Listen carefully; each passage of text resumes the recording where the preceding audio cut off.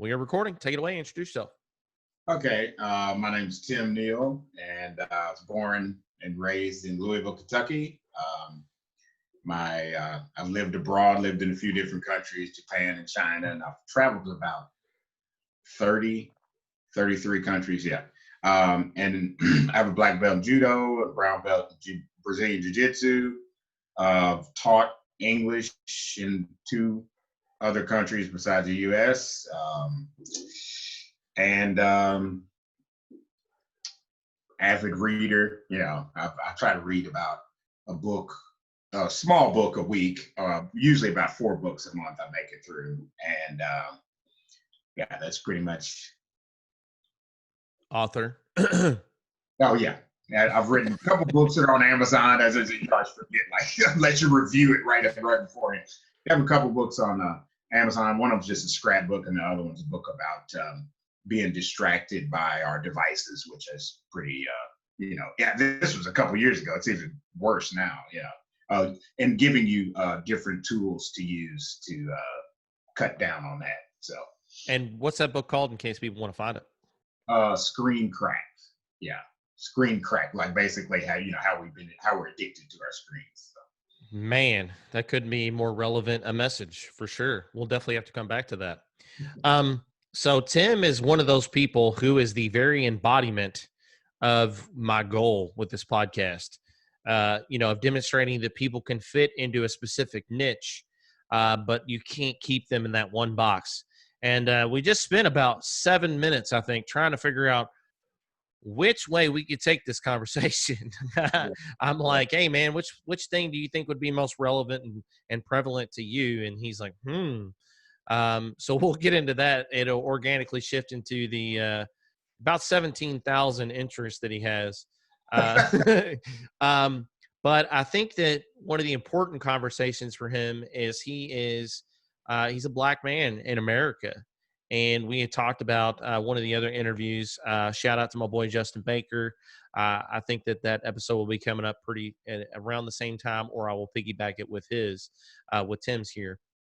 And I think some of those conversations will be unique for Tim from Justin. So I thought that would be a good conversation to have. And I told him he's just such a great inspiration that I thought that would be a great way to frame this conversation. So I like to start with the question of what are some of the misconceptions associated with being a black man in America? And I know there's a lot. What are some things that have directly impacted you? I know you talked about it a little bit before with me before we started. So if you could kind of enlighten us on what some of those things might be. Well, a lot of them come from, I don't hear most of them anymore from white people. They come from black people. So like, for example, reading. I go into the barbershop, I have a book, and I either have to be in school is a reason I'm reading the book, or for some reason they ask me if I'm a Muslim. I don't know what that has to do with reading, but yeah. And they always ask me that every barbershop. Are you a Muslim? Am I a Muslim? What are you talking about? Because I'm reading all the time. Yeah, I don't know what, I can't even explain that one. But so not being interested in reading, not really being interested in a lot outside of sports, like far as like what you talk about in public. That's another misconception. It comes through, like I said, other black people. Normally I don't have. Yeah. Let's just stop the conversation. Let's just talk about your fantasy football team. Matter of fact, I mean, what are we even doing here? Like, sorry. Well, and then before I traveling also changed a lot of my interests. I mean, I wasn't into sports really big before I left, but traveling through Asia, you can't keep up with sport, like the college teams, who's on the team, a lot of the NFL players, the NBA. So when you get back, you're out of the loop. People are talking about, you remember such and such used to play for, and I don't even know what they're talking about. I'm like, who's that? They're like, you don't know who's so also there's no, the sports that are popular in the world are not as popular here, like, soccer, which they call football everywhere else. Wrestling is big in most other places, but here it's like the Midwest mainly and a little bit in the Northeast. And judo worldwide is popular, but here a lot of people don't know what it is. Like, show me a judo chop, they don't even know what. So yeah, your interests become more. I mean, it wasn't like it just happened from traveling, but it happened from like being in my household growing up. But yeah, that's just one of the things, like not being interested in intellectual pursuits. That's one of the stereotypes. Yeah, and that it seems, and I talked a little bit about this with Justin. It seems as though as those intellectual pursuits are oftentimes kind of put down by individuals in that community, Yeah, where he had talked about getting out of the community and pursuing going to college, and he has always spoken with a different set of vernacular, and always hmm, talked in proper English and things of that right. nature, and then he gets categorized as white. Oh, you white, you white Justin, white Justin. And it's like, Yeah, well, yeah. he's not really white though. I know. um, Yeah. and I feel like you fall into the same thing, like where you speak very properly, and you're an author, so I know that you have a command of the language, and one would assume anyway, not always okay. Um, but it's so interesting that they would downplay being an intellectual, but do you what do you feel that's a product of? It is it a product of what's been categorized for individuals in that community as a whole? Is it the white community like wanting to keep them down? Is it? Well, I think that it's maybe years and years ago where we ended up where a lot of people who made the most money in our communities, it came from physical pursuits like sports and entertainment. Mhm. So we start channeling the kids into stuff that we think like, hey, you can pull us up out of poverty, but it's going to be through sports or some type of entertainment, like a singer or something like that.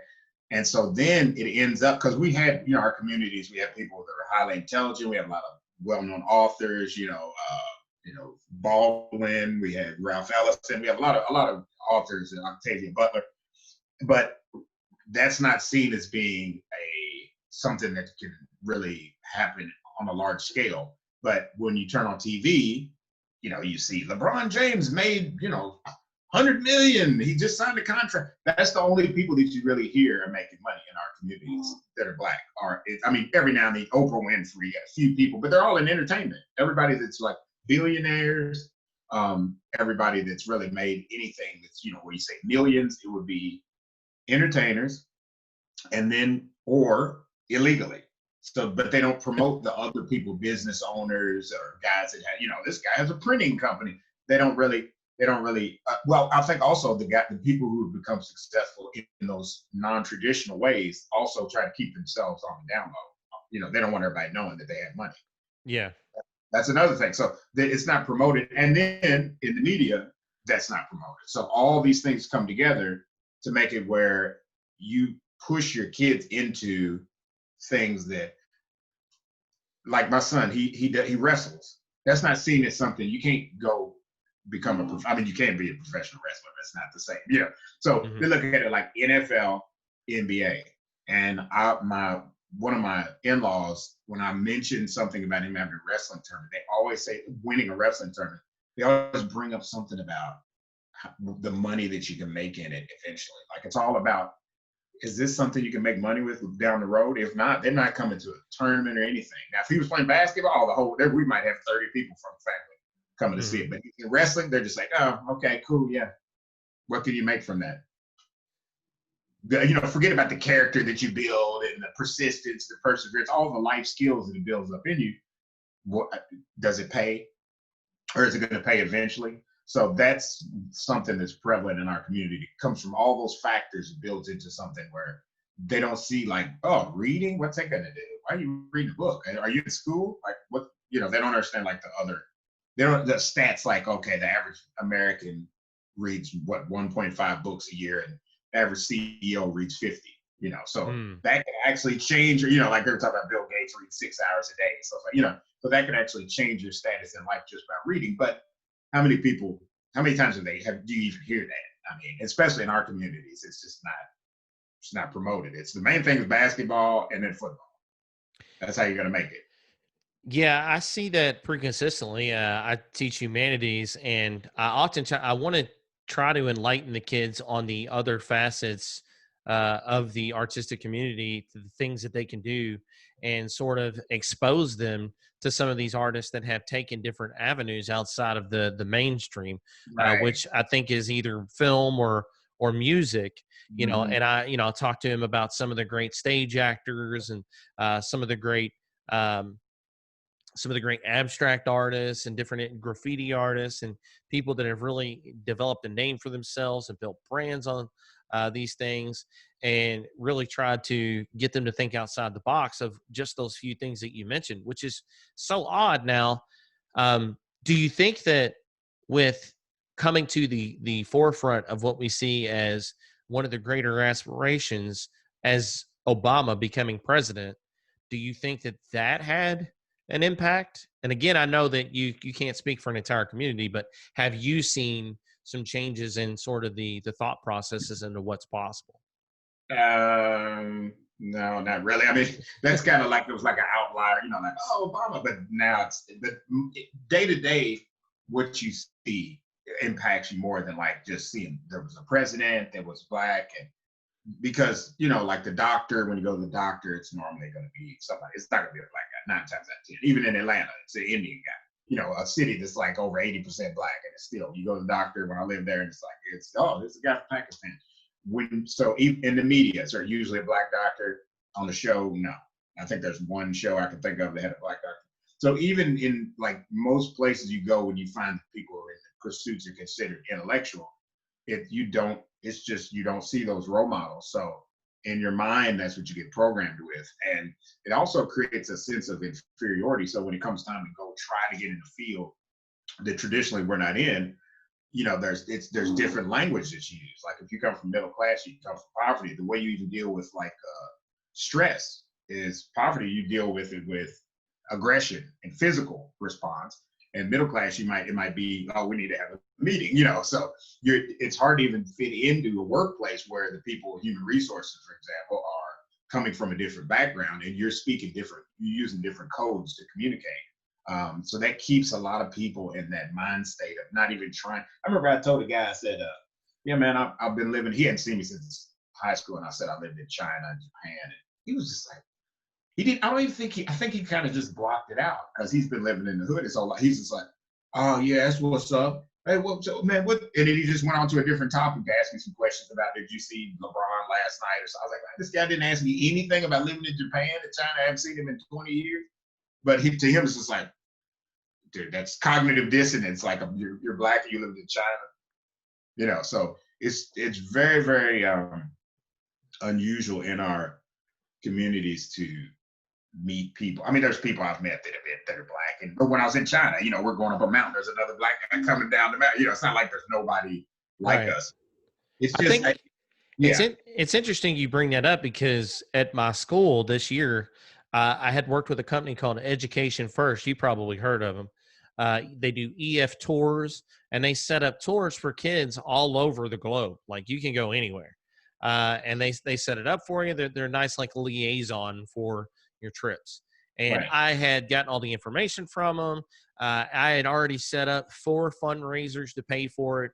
And I'm in a school that's 67% students of color, 76% students free and reduced lunch, which means I'm in a high impoverished school. yes, And so it's interesting that you said that because I had a meeting. My goal was to get like 16 kids that wanted to go. Our student population consists of about 1,000 kids. And I thought that maybe I could get 16 of it out of 1,000 that would be interested in going. I had 18 kids show up to a meeting that I was hosting about giving them some information, how long the trip would be, the cost. And as soon as I said the cost, everybody shut down. yeah, Even though before I said the cost, I mentioned the 4 fundraisers that we were going to do. right. And, I talked about all the experiences and showed them the pictures. And it seemed like they had already built in their head that this was like an unattainable option for Yeah, them to yeah, travel. Like yeah. maybe they, Self-limiting belief, yeah, like they had never maybe had anybody in their family travel. And right? it wasn't That's just individuals in the black community. I think it's a poverty issue it's too. poverty. It's not the color. Yeah, Yeah. it's poverty. It's like if you're from Portland, you're not gonna, like if I talk to Yeah. And you. it's sad because those are for me some of the most enriching experiences I've ever had is traveling and getting to know other people and the people that you do know that are well traveled. 9 times out of 10, from my experience, are some of the most informed, well-rounded people that you'll ever meet, because they've had those genuine life experiences that you can't possibly get from a book. You can't possibly get from just watching it on TV. Oh, I watched a documentary on Netflix last week, and I really believe I know about Asian people now. And you're just like, well, do you? Yeah.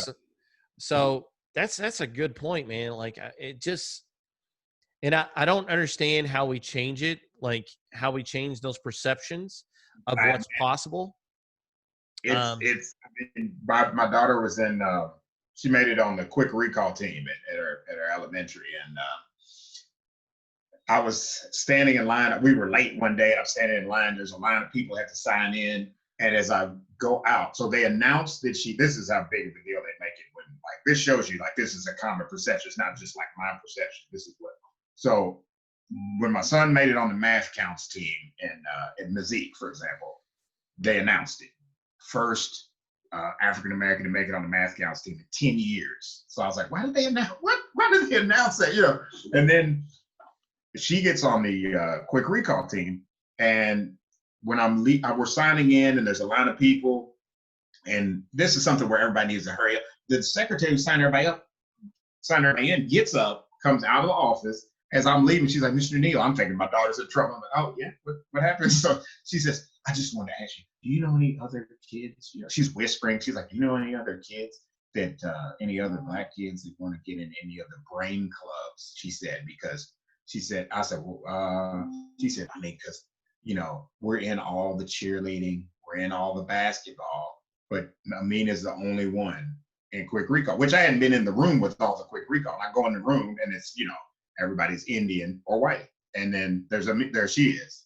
And so they were actually like, please, can you find some more Black kids that are interested in this and bring them and get them into the quick recall club? And I was like, oh, well, I mean, and they go to play other teams at other schools. And whenever we go to the Black schools, there's like 2 players or 3 players. Our team's got like 30 people, but they're not into that. But go play the basketball team. There's going to be plenty of people, because once again, that's the thing that they feel like you can get into, and you can go on up the chain and end up being rich, which it's almost, I mean, the chances of that are like the same as the chances of getting struck by lightning, but yeah.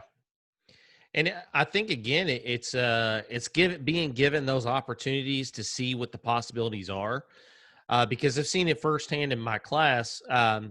We did a theater unit, and I made the kids put on their own plays. I assigned them all roles.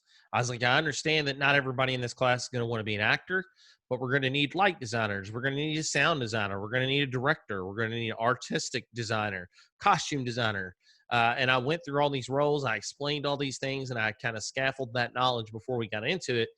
And you would be amazed at how many of them were so into this stuff. My sound designers were so excited, and they queued up their sound effects when we put on the plays. And, they were working really, really closely with the director, and the directors, I had to, front load some things that they had assumed about directors. Were like, we're just going to tell people what to do. And I'm like, that's a good way to, it's a good way to shut everybody down, but okay. So seeing them, and then I had done a survey of how many kids would be interested in a theater program at my school, which they've eliminated. It's been gone, I think, for 4 years. And the response was great. Out of 150 kids that I had myself, just me, I had 80 students who were like, yes, absolutely. I would love to be involved with some aspect of theater. And so it's like, in being an actor, I've done several plays in the local area, and I sat down with my buddy, Derek Palmer. I'm going to give shout outs to the people that I've already had on the podcast, or will have on the podcast, depending on when this comes out. Derek Palmer talked about that very thing. He's like, there's tons of individuals in this community that are really talented and are in the Black community. They just put on the show Dreamgirls at JCC, and so many people in the community were like, where did all these people come from? I know. You're like, they're there. They're just not getting the exposure. They're there. They had the top team in New York, the chess team. When you go to chess tournaments now, like my kids play chess, and we've been to nationals, and you see like majority of people are from Asia, and then you have a lot of white kids and there's Black kids too. But the top team in the last few years was from Brooklyn, and it was most people on the team were black. But you would be shocked. You see them come in like, oh, who are these kids? Oh, those are the national champions. What? And they all come from like extreme poverty, But they have a grandmaster in their school, and they're really talented at it. But it's their parents who are like, no, we need to be. And they have also in New York, they have like chess as a class in school. Yeah. It's not like a extracurricular, but it's kids that come from, like you said, it's not black, it's just lower socioeconomic background. Yeah, absolutely.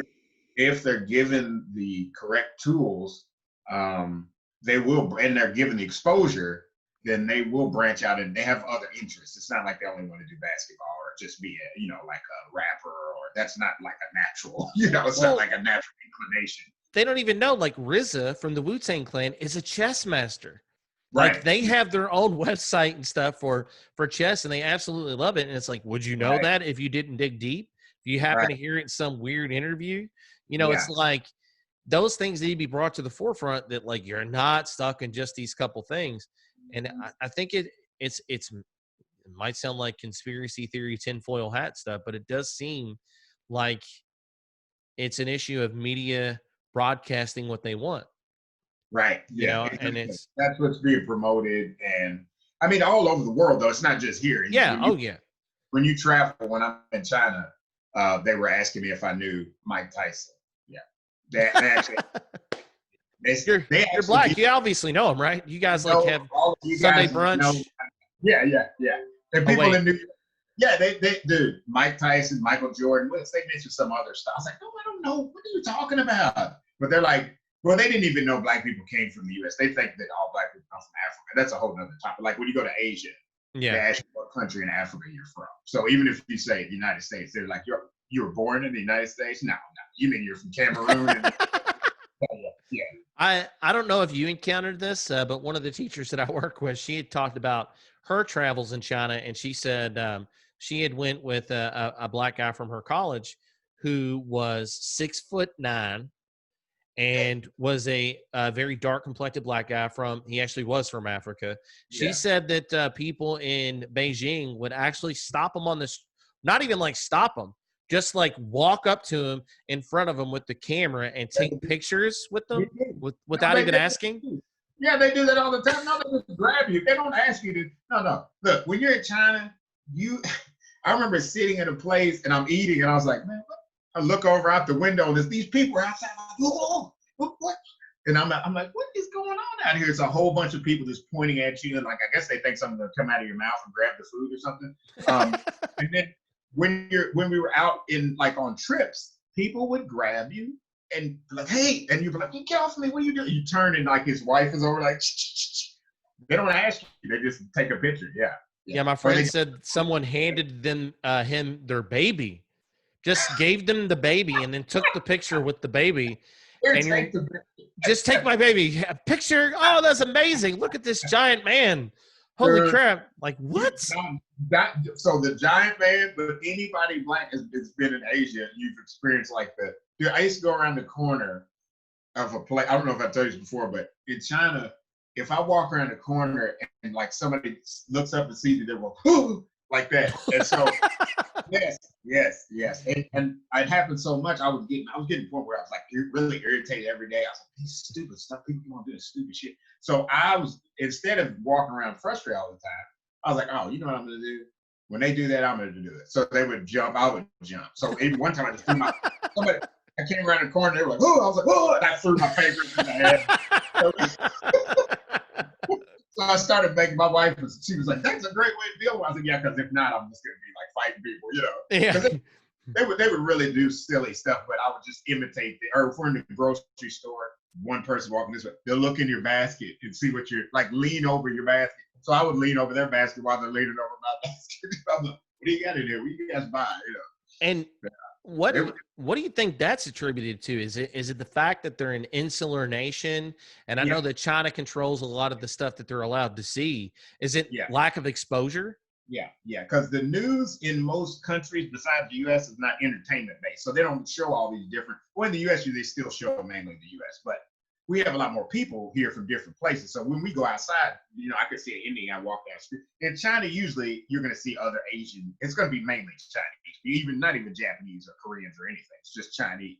So you don't see, unless you're in southern China, anybody with dark skin at all. I mean, so it's really, really crazy when you come around the corner, there's some dude, that's a black guy. And their perception of it, definitely, the news just shows like, I mean, they do show documentaries though from Zimbabwe, like they would do in-depth documentaries of Robert Mugabe when I was there.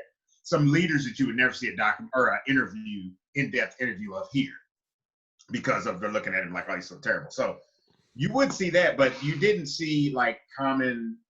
And it also had to do with the city I was in. I was in a city called Yangzhou. It's a small city, 5 million people. And if I was in Shanghai, though, they weren't doing it. No.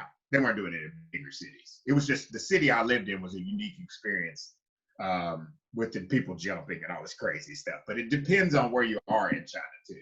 But they're definitely not exposed to a wide variety of looks, Yeah, and it's probably, I know it's probably this unique dichotomy of us versus them type thing where it's, when you see that documentary, you don't see that as your neighbor. Yeah. Whereas Right. here, like in Louisville, in JCPS within the county, there's 135 spoken languages. Right. So you're like, we obviously have such a unique mixture of people from around the world. So I could, like you said, it's exposure. I can go to Value Market. I know the Value Market over in the South End, right off Southside Drive, or right off South 3rd Street there.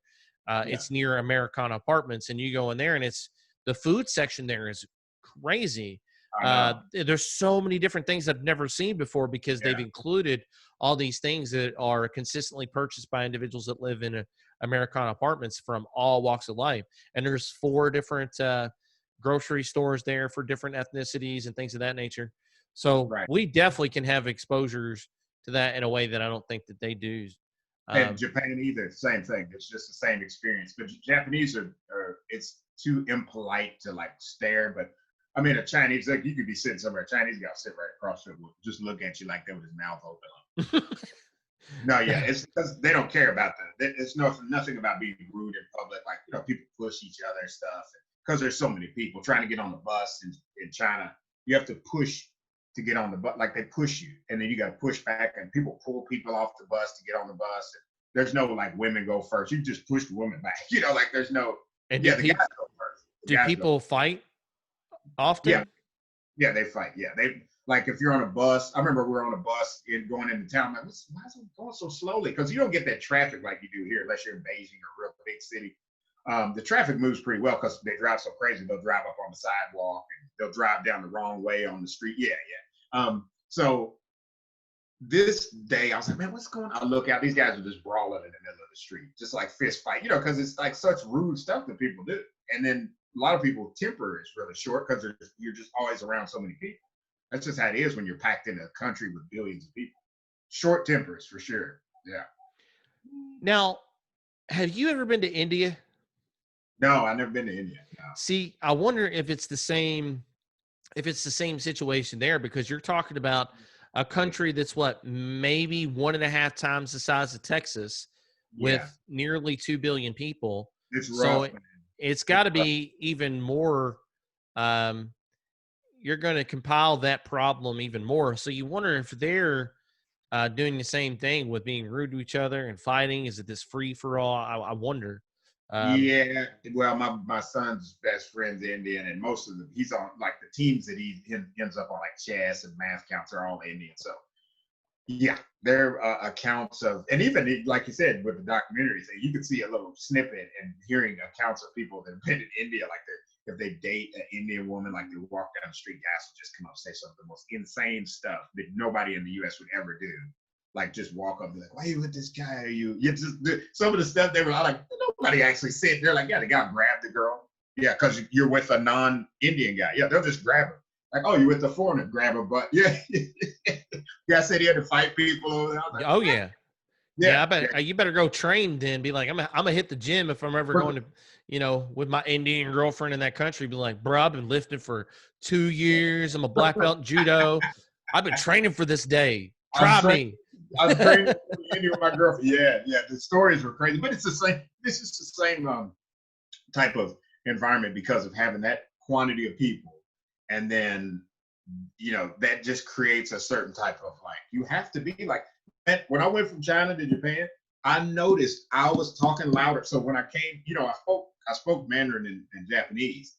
So when I came from China to Japan, I noticed that I was being pushy. And Japanese are the most polite people in the world. But when I would walk into a group, I would just push through people because I was so used to the Chinese way. I was like, I'm going to miss because if you're like polite, you'll just get bullied from even getting on a bus in China. They'll just be like, oh, okay.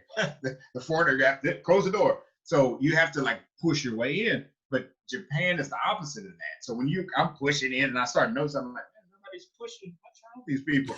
Everybody's just standing there looking like, what's wrong with this guy here? Why is he pushy and stepping in front of people? So I had to adjust the difference between China and Japan was stark. Even the noise and the environment in in Japan was so low compared to China where people, because it's a tonal language, it's in Japan it's like really, really silent, and you don't talk to strangers and interact very much. So nowhere near the amount of noise in Japan and China. So there's a lot of adjustments to make between those countries, but you still got the same level of like, we haven't seen anybody that looks like you. But the staring is like, if all of a sudden somebody is staring, if they'll stare at you like this, and then if you turn to look at them, they look away. But the Chinese will just keep looking at you. Yeah, very different. That's wild, man. Did you ever encounter any of the vending machines with the used undergarments in Japan? Yeah. Is that a real thing? Yeah. That's the strangest. There's a vending machine. I got off of I was lost on this bus. I wasn't paying attention what was on the front of the bus and got on this bus way out in the countryside, man. And I was like, turn the wrong way, So I'm like, wait a minute, we're supposed to go left right there. Where we go? And I just hit the button too quick and I got off in the middle of nowhere. It's just like a rice field in a road that's crossing. And there's a vending machine in the middle of nowhere. I'm like, what is this vending machine, man? You could not, there's no way you would just die of thirst in Japan. There's too many vending machines unless you have no money. So I'm like, dude, there's not even a house. Where's this vending machine? So I come up and it's got the panties in the vending machine. In the countryside. In the middle of nowhere. In the middle of nowhere, yeah. Woo! I was like, okay. I know that they have an issue. It's a unique issue to that area that they have women that can't get husbands. Yeah. Because everybody's like too busy and like, so it becomes this big issue. And then they have like these weird, I know Vice has done a couple bits on it where they have like these places that you can go in and like girls will just sleep with you. Not like sex at all. Like it's just them laying there with you, giving you companionship. And it's that's out there, man. Well, it's their society is called it's like a homosocial society. So you don't like, out here you might go out and it's you and your buddy and then a couple girls, but y'all are just going out kicking it. You don't do that in most of Asia. You go out with guys and you drink with guys, and only time you go with women is like it's a dating situation or sex or something. There's no like, let's just go out and hang out together with some girls. That doesn't happen. So it's very, and Asian guys don't approach women in public. That's not normal. You meet them in school. So if you make it out of school, you don't have a mate, usually it's going to be tough. And usually they encourage you to be married by, or in society in general, you're encouraged to be married by 25 for the girls. And if you're not married by 25, they have this term called Christmas cake. Because on Christmas, they eat cake and chicken, fried chicken. They think that's what we do here. It's funny how we have these misperceptions about what they do there, but they have the same thing. They would say, don't you eat cake on Christmas? I'm like, cake? And they said, yeah, in KFC chicken.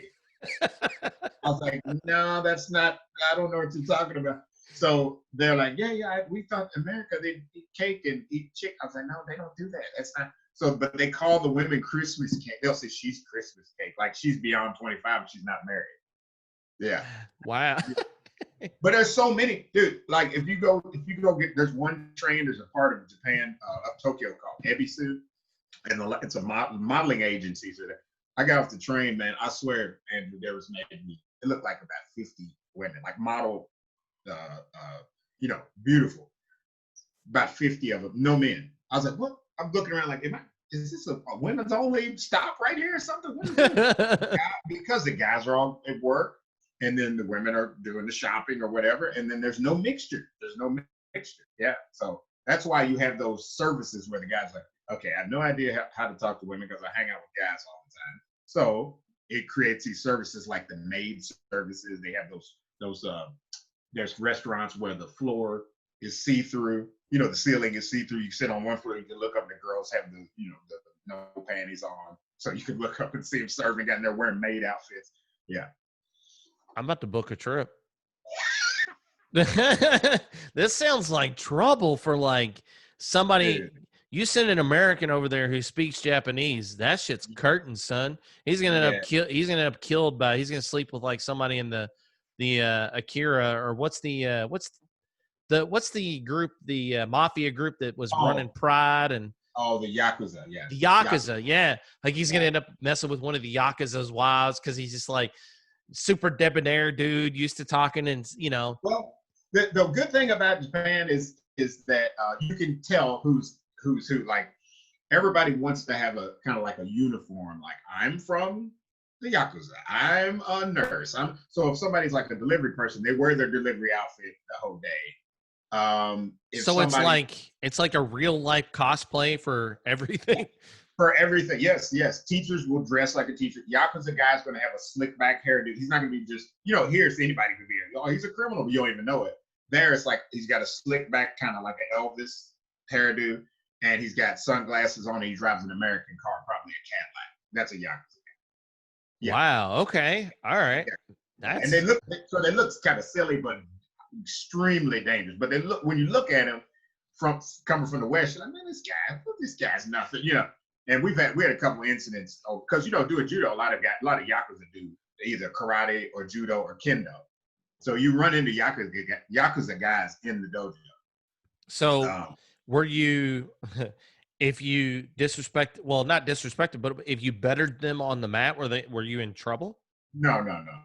But when you went against them, everybody would stop. I never knew this one guy was like in the Yakuza. I didn't even know it. He just looked like a college kid to me.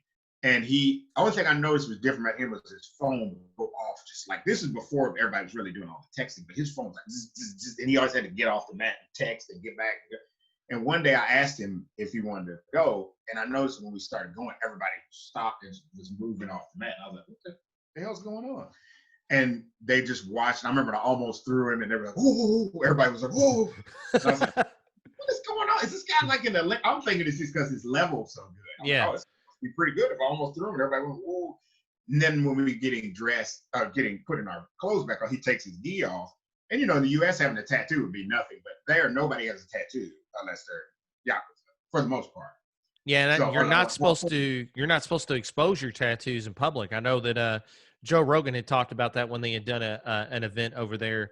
He's covered, and he's like, I had to be very mindful of the fact that I had to keep those things up because they would make assumptions about you if you were exposing your tattoos. Yeah. So this guy, he takes off his gi, and he's got like a dragon on his back. And my buddy that's in the Air Force was there, and he's been there for 10 years. He said, "Oh, I see why they were doing all that." I said, "What's that?" Me, I'd been there like 5 months or something. I said, "What?"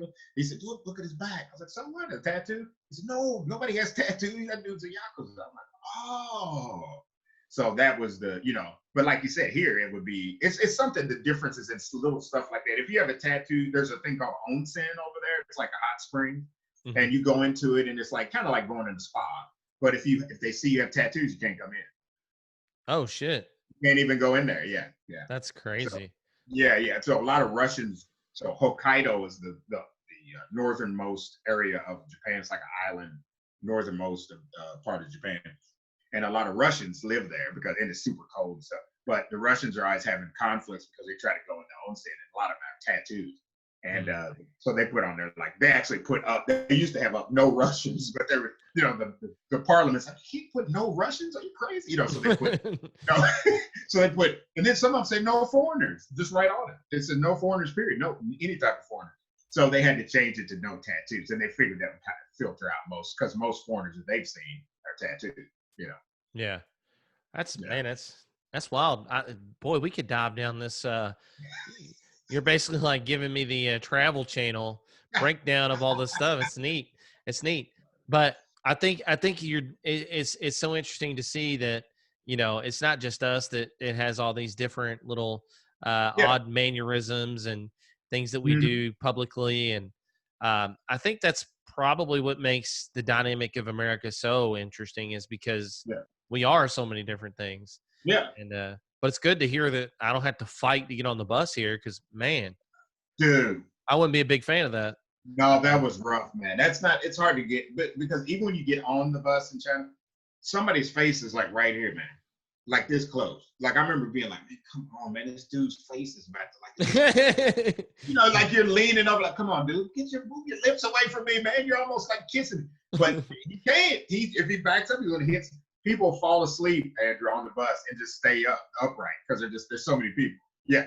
So I remember guys asleep and he's just like, I'm like, this guy asleep standing up, but we're so packed in, he's not gonna fall over. He knows it, So, and people you can see where the viruses come, because I remember looking down, like on the bus. I'm trying to look down, I couldn't move that much, and I see like this guy's got turtles in a bucket with some water. I'm like, does this guy get turtle? And then I hear like, I look over, there's a chicken underneath the seat. Yeah.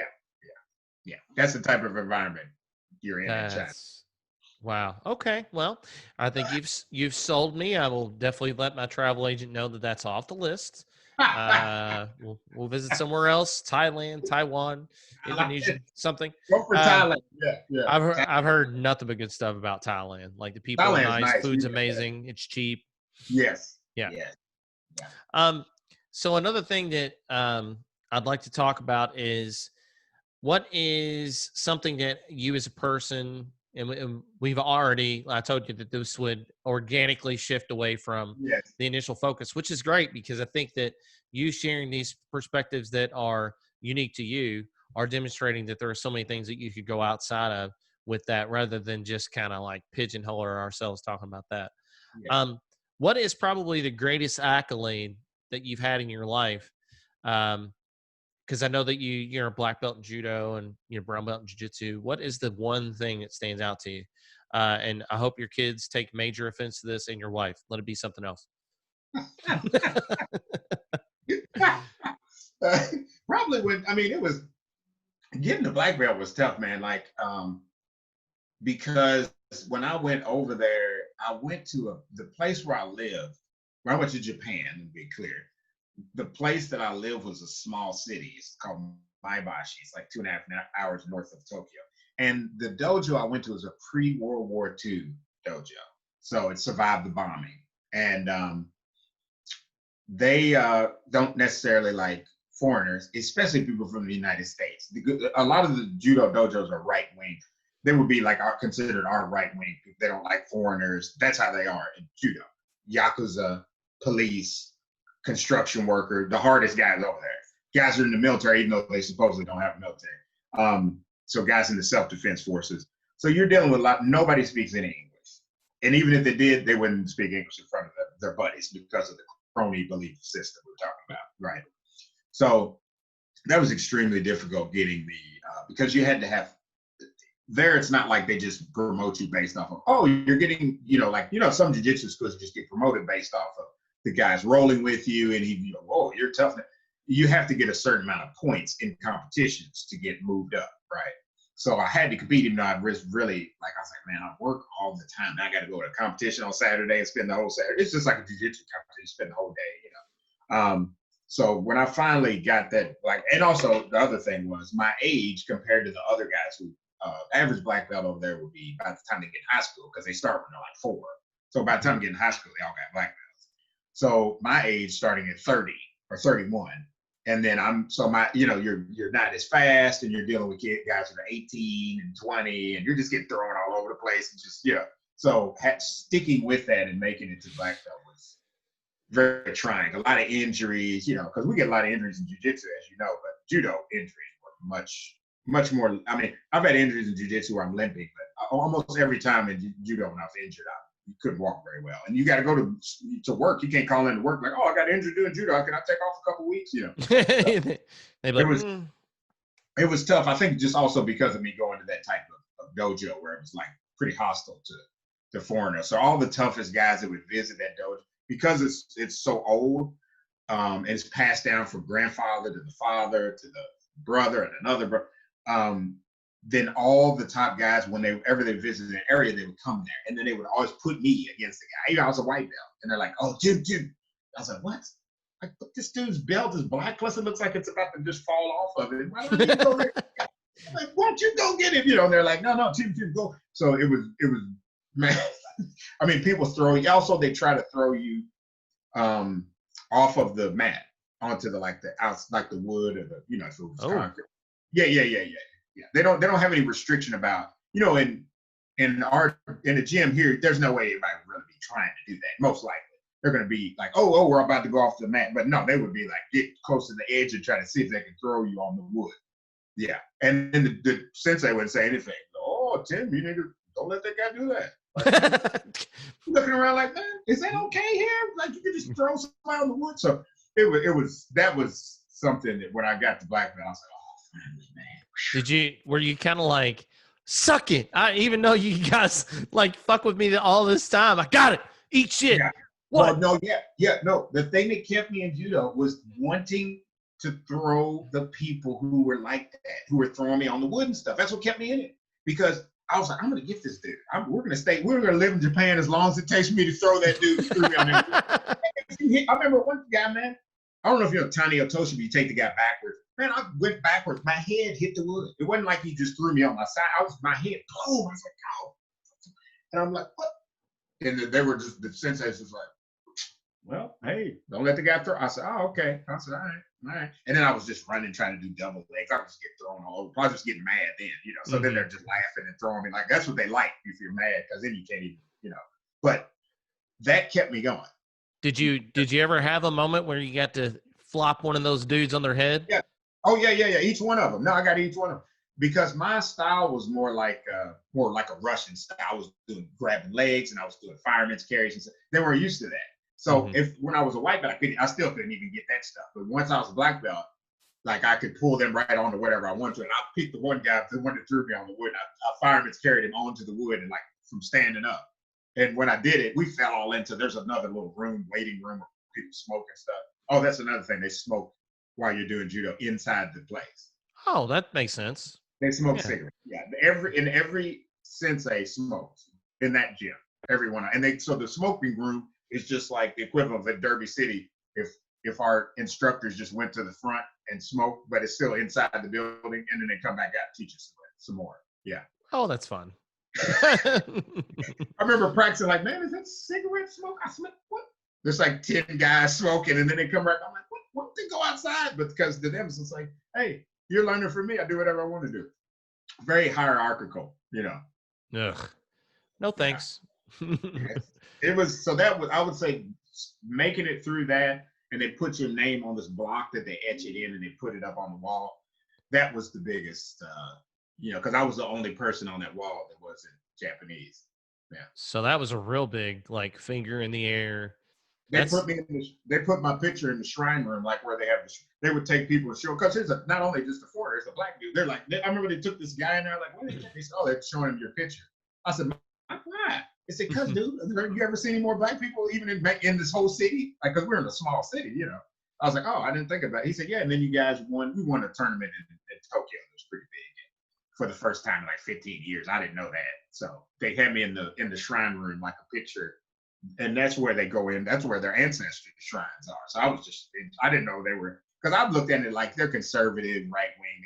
Deep down, they still don't like me. But my buddy was like, no, dude, they got you. Like he's the one who was fluent in Japanese when I had been there only like 2 years. And he said, dude, go in that room. He said, that's their shrine room. That's where their grandfather's ashes are. I'm like, okay. He said, look up there. I look and I saw my picture. I said, oh. He said, yeah, dude, that's a big. He said they'll be showing people that for years. So that's probably the accolade. So as soon as we're done here, you should probably email like Jay-Z and be like, suck it. I'm repping the black community the world over, son. And just mic drop on him and be like, what, bitch? That's dope, dude. That should be major street cred. I would like get a t-shirt made with your picture in that shine room and just like walk around, be like, what's up? Trying to, you want to fuck with me? Like, what's up? Like, Well, that's what I remember when I used to be doing judo, and you would say, "Why are you yelling like that?" Remember you would say that. You're like, "Why do you yell when you throw people?" Yeah, I was like, "Huh? What's happening?" I was like, "What are you?" I thought you were like being a dick about it. No, like, take that, bitch. I was like, "Hey, man, you're better than me. Chill. Like, I get it. You don't gotta like rub your judo dick in my face." Yeah, you were like, "Where are you getting that from?" But it came from I would throw people and then not make a sound, and they would look at the sensei was like, and I was like, "What happened? Did I do it wrong?" They said, "Where's your ki? You're not showing any spirit. You're not expressing yourself. You're not making any sound. Like you got a ki when you throw people. It's like you're expressing your spirit, right?" Yeah. So then once I start getting it, then the tsunami hits, and we end up back in the U.S. And I'm throwing people like that. Even in the judo dojo, they're like, "Oh my God, this guy's screaming," but they don't realize. I'm like, dude, in Asia, if you go into an Asian dojo, that's all you hear. Yeah, yeah, yeah. You know, that's just part of it. Yeah. So I guess that some stereotypes do come from truth, you know. So when you see those old kung fu movies and stuff like that, I guess there is some truth to the Yes. ah. Oh, Yeah, they do. Yeah. That's you definitely hear that in practice. Yeah. That's wild, man. Well, I think that a great way to end these things, these conversations for me, is to be on a really positive note and to share a bit with the individuals listening. What are some inspirations for you? Like, so if we're talking about you being a black man in America, who are the people that you've revered and looked up to push you through, and to not, like, obviously you have not let yourself be put in a box whatsoever, which I have always found so interesting about you. And so, who are some of those people for you?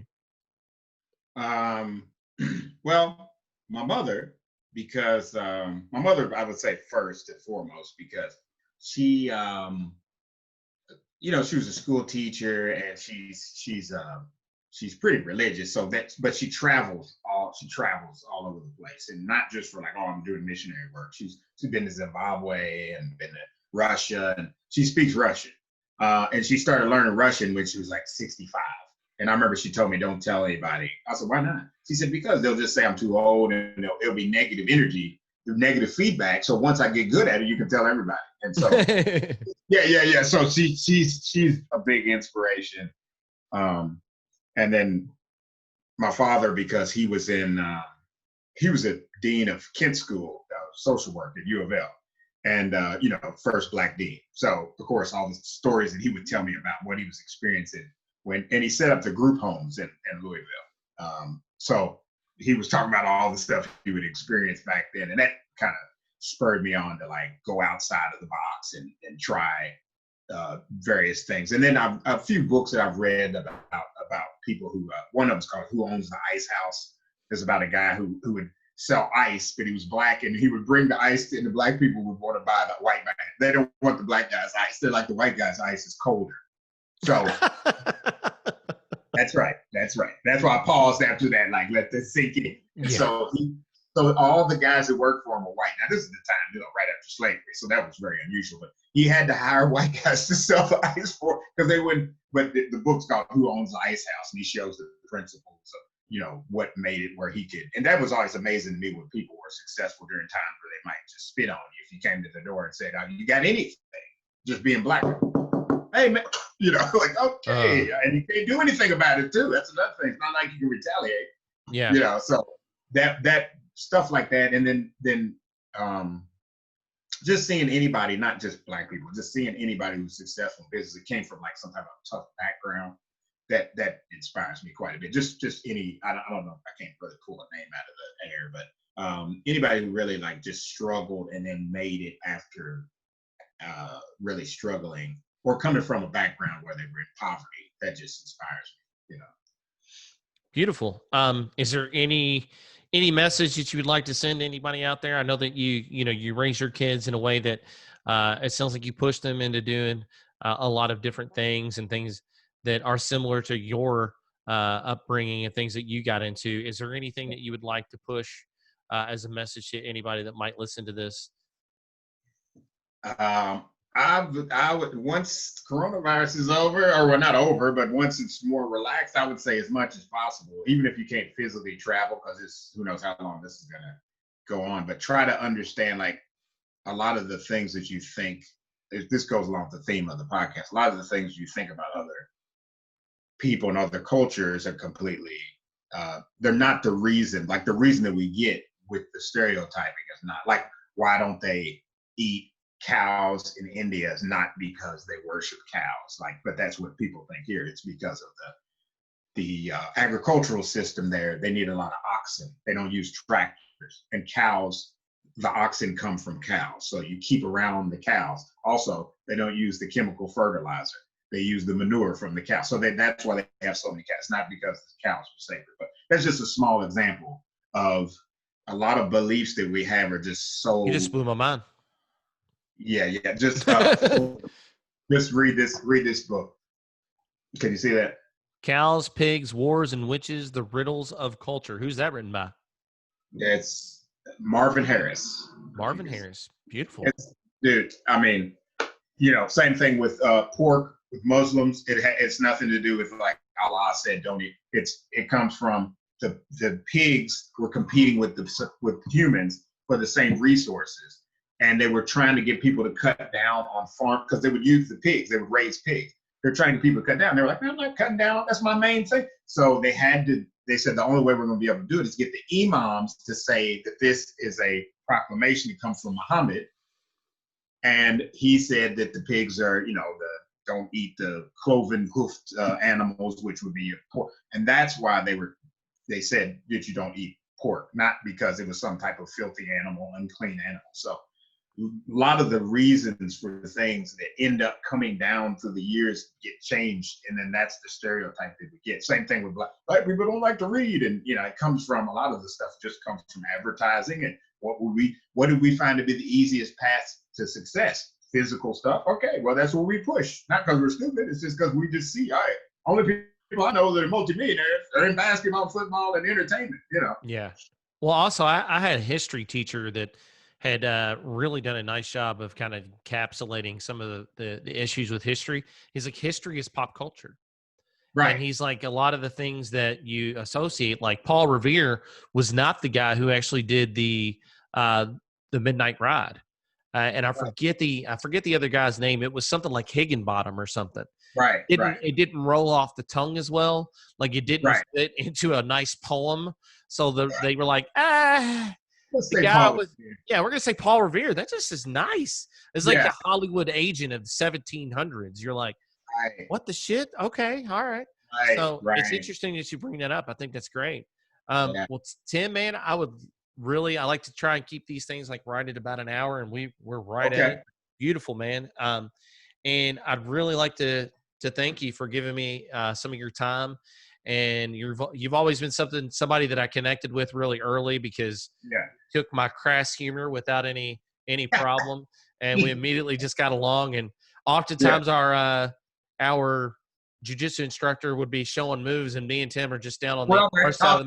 We're just talking and laughing. I mean, we're still working, but we're just laughing in between, throwing each other to the mat and choking each other out. We're like, and then it's like choking each other. It's like, what are they doing down there? Why is choking people unconscious so funny? But we're kindred spirits, man, and I've always been a real big fan of yours. And we'll get together once Daddy Andy lets us out of Corona again. So right, yeah, but I've enjoyed it, man. Thanks for having me on.